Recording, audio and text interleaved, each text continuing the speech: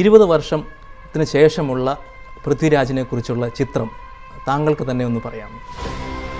20 വർഷങ്ങൾക്ക് ശേഷം ഇന്ത്യയിൽ ഒരു 3 ഭാഷകളിലെങ്കിലും വളരെ മുൻനിരയിൽ അറിയപ്പെടുന്ന ഒരു മലയാളി നടനായിരിക്കണം ഞാൻ.